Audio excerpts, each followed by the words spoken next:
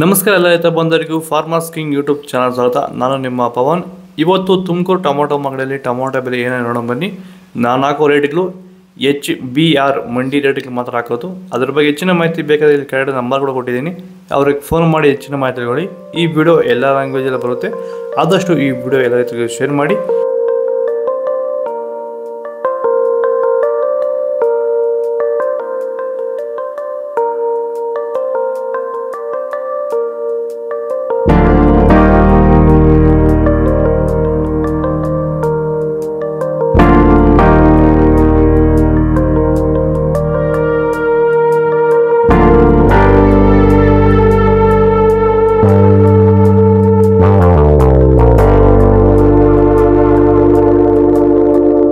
ಅಂತ ಮಲ್ಸಂದ್ರ ವಿಲೇಜು, ನರಸಾಪುರ ಹೋಬಳಿ, ಕೋಲಾರ ತಾಲೂಕು.